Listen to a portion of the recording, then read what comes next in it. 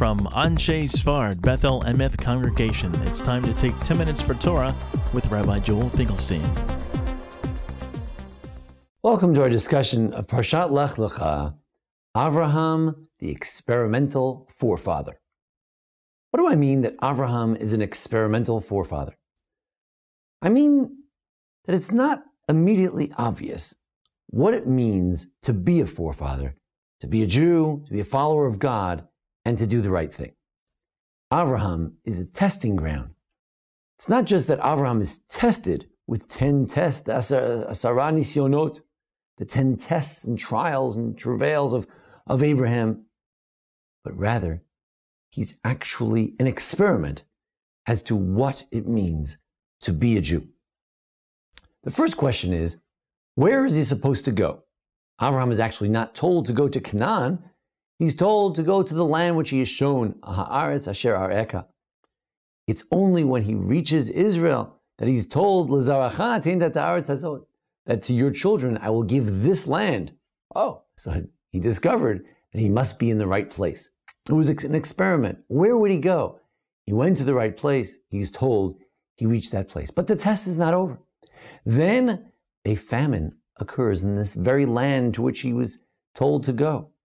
And what does he do? He goes down to Egypt. According to the Ramban, Yitziato min haaretz, his leaving of the land for which he was commanded to go, was also a sin. And because of it, the Jews would go down to Egypt one day because Avraham went to Egypt when he shouldn't have. There was an experiment. What are the boundaries of the land of Israel? Came to the land of Egypt. That's not part of our boundary. That's beyond the pale. Then there's a question of, should he depend on miracles or not? They go down to Egypt and he thinks maybe his wife will be abducted and what's he supposed to do? She's so beautiful, surely they'll take her. Well, he'll say that she's just a sister. Comes the Ramban again, criticizes Avraham, that somehow in some ways he failed the test because chet gadol chata, that he actually made a terrible mistake. It's a shkaga, it's a mistake, but it's a sin, that he brought this wonderful wife of Sarah, the great righteous Sarah, or Sarai at that time, into this trial and travail of having to be abducted by the people of Paro. And indeed, he should have depended and trusted in God. So the very question of to what extent you should take action, to what extent you should trust God, this too is part of the experiment of Avraham trying to be a Jew. Then we have another question, another problem, the problem of Hagar and Yishmael. How do you treat Hagar? Sarah afflicted Hagar, chased Yishmael and Hagar out of the house. How do you deal with that? Again, Ramban claims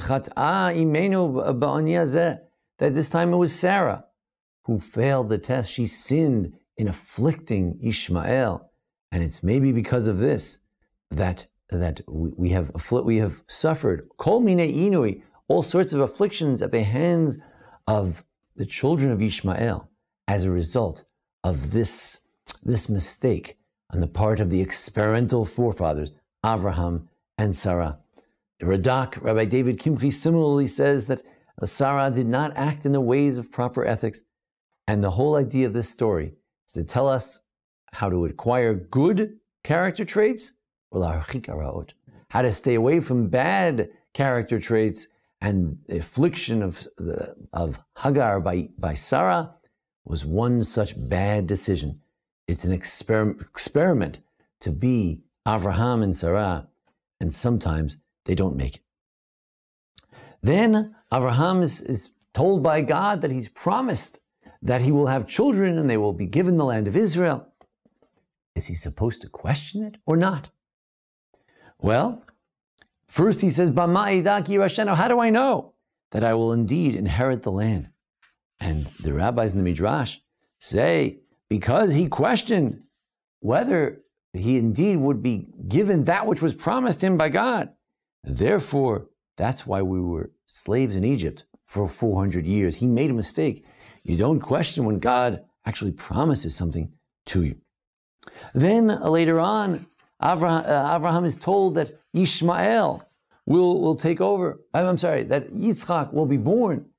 And Avraham says, well, Lu Yishmael yichel v'nech. I mean, if only Yishmael could do tshuva, if only Yishmael would have a good future, that would be good. And the rabbis say that one day Avraham will try to stand up for the Jewish people and God and the land of Israel, the people of Israel will stand up and accuse Avraham and say, you had an opportunity to pray for the Jewish people, and instead you prayed for Yishmael. You prayed for Yishmael more than you prayed for us. There's another midrash that says that Avraham is criticized that when Avraham was told the Jews would be slaves for 400 years, did he stand up? Did he stand up and pray for the Jews that we should be saved?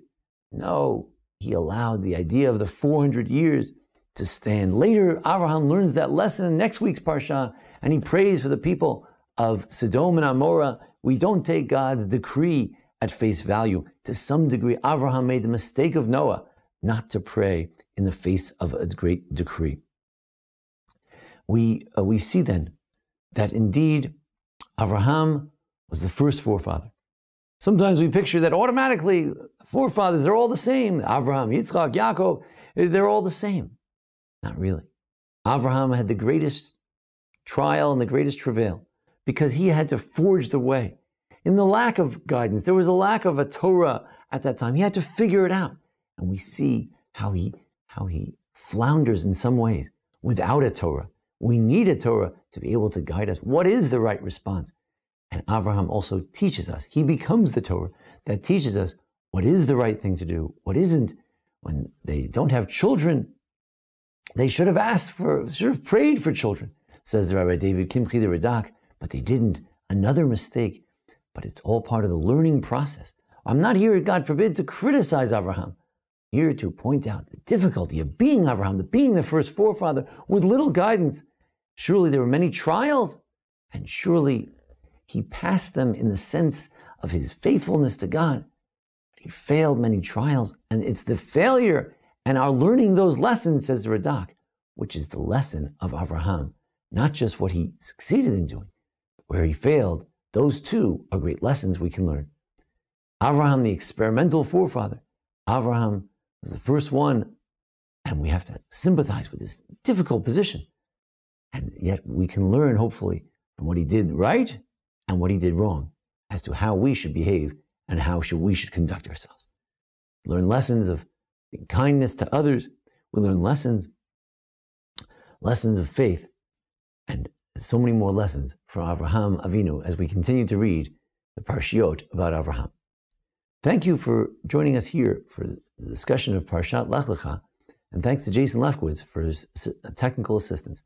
Thank you for joining us here at the Anshe Sephardi Bethel Emet congregation. Join us each week for our discussions of the Parsha, holidays, and how to.